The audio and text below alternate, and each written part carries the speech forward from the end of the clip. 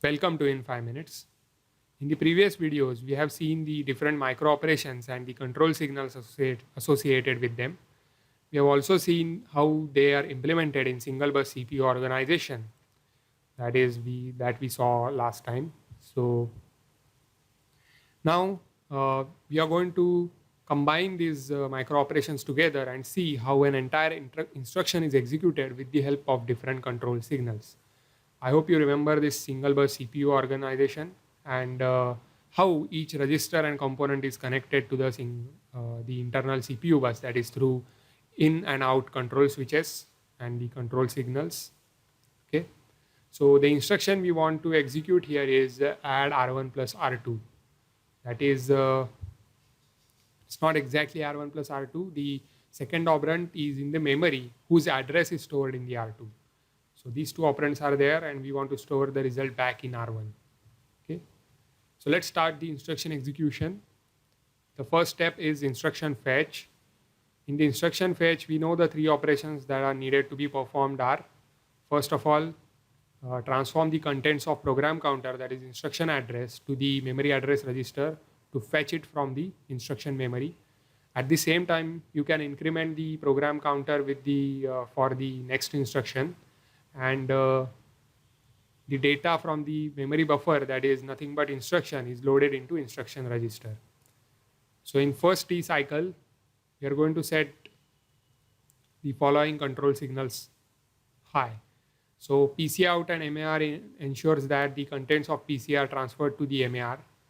Then we want to at the same time, since we have already PC on the CPU bus, in this cycle itself, we can perform the PC equal to PC plus 1 operation. So for that, we need to set this select signal to the select constant, that is the instruction length.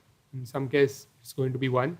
So in the ALU, we are going to add 1 and the program counter, which is already on the bus.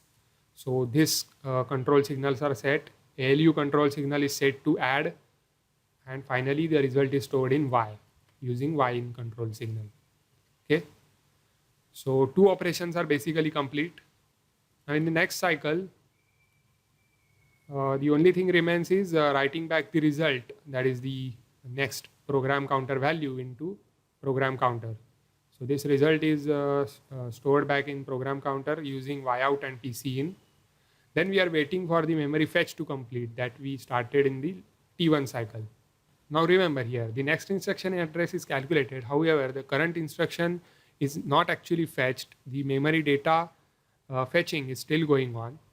In the third cycle, when the WMSC signal is reset, that is when memory fetch is complete, the data is loaded in the memory buffer register, and that data is nothing but the instruction which we are going to load in instruction register. So the control signals are MBR out and IR in. I think it's very self-explanatory. So first step is complete. Now we are going to operand fetch step. In the operand fetch step, we know that the first operand is memory location, stored at the memory location, that the address to which is given by register R2. So this address from the register R2, that is the contents of register R2, are to be transferred to memory address register. So that is first operation. And when the data is loaded from the memory, the operand, that operand we want to transfer to register X, that is for the ALU operation. So the control signals involved are, first of all, R2 out. So the data from the R2 is on bus, then MAR in, it goes to memory address register and the external address line to the data memory. Then we wait for the data fetch to complete in this state. So this is the fourth cycle. In the fifth cycle, the data fetch is complete. So the data is in MBR. Now this operand, we want to transfer it to the X. So MBR out and X in. So here we have completed our operand fetch. Now we want to perform ALU operation.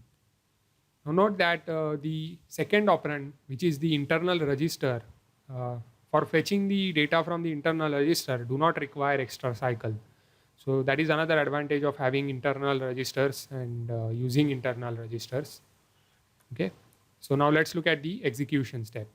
So execution step is very simple. We just want to add the X and R1 registers and store the result in Y. Okay. So first, that is the T6 cycle, I mean entire execution includes R1 out. So the data from the R1 is on the bus and it can be applied to the ALU through B port. So here we have R1.